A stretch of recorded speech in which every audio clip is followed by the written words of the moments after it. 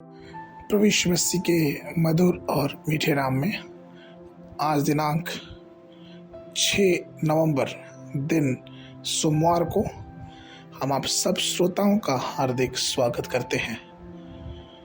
आज के दिन के लिए जो वचन है लिया गया है फिलिपियों की पत्री उसका 4 अध्याय 7 पद।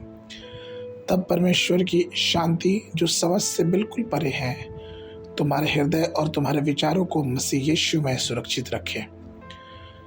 प्रियो, ईश्वर की उपस्थिति में दिव्य शांति है। जब भी हम ईश्वर की उपस्थिति को महसूस करते हैं तो स्वर्ग के ईश्वर से दिव्य शांति एक नदी की तरह हमारे जीवनों में मिलती है और हमारे जीवनों को शांति से भर देती है और आनंद से भी भर देती है। एक ड्राइंग प्रतियोगिता में शांति का चित्र बनाने के लिए सैकड़ों प्रतिभाशाली उपस्थित थे। एक पेंटिंग में कलाकार ने एक गौरैया को अपने छोटे बच्चों के साथ एक चट्टान के दरारों में शांति से बैठा हुआ चित्रित किया। वो चट्टान जो था वो उसके जस्ट बगल में एक समुद्र था। वो समुद्र गरज रहा था, ऊंची ऊंची लहरों से भरा हुआ था, लेकिन फिर भी वो गौरैया बिना किसी चिंता के, बिना किसी परवाह के अपने बच्चों के साथ बिल्कुल शांत बैठी थी और उस तस्वीर को ही सर्वश्रेष्ठ पुरस्कार दिया गया।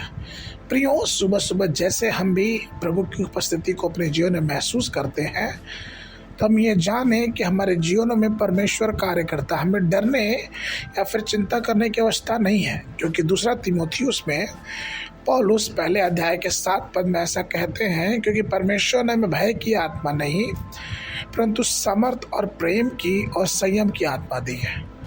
तभी तो हम उस शांति में रह के अपने जीवन को प्रभु में जी पाते हैं। कुलुस्सियों की पत्री उसके 3 अध्याय के 15 पद में पौलुस इस प्रकार से कहते हैं, और मसीह की शांति जिसके लिए तुम एक देह होकर बुलाए भी गए हो तुम्हारे हृदय में राज्य करे और तुम धन्यवादी बने रहो। प्रियो, हमेशा प्रभु की अलौकिक शांति को मजबूती से पकड़े रहे। वो ऐसी शांति है जो कभी नष्ट नहीं हो सकती है। वो हमारे जीवनों से क्रोध और गुस्से और हर प्रकार की बुरी बातों को उखाड़ फेंकेगी। यदि हम अपने जीवन में शांति की रक्षा करेंगे तो हमारे अंदर विश्वास प्रकट होगा। जिस प्रकार से फिलिपियों उसके 4 के 6 में पौलुस कहते हैं, किसी भी बात की चिंता मत करो परंतु हर एक बात में तुम्हारे निवेदन प्रार्थना और विनती के द्वारा धन्यवाद के साथ परमेश्वर के सन्मुख उपस्थित किए जाए।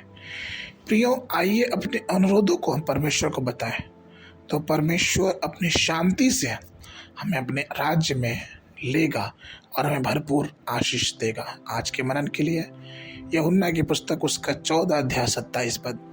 मैं तुम्हें शांति दिए जाता हूँ, अपनी शांति तुम्हें देता हूँ, जैसा संसार देता है मैं तुम्हें नहीं देता। तुम्हारा मन न घबराए और न डरे।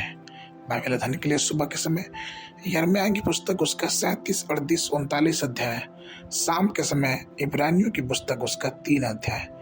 परमेश्वर आप सबको आशीष देवे।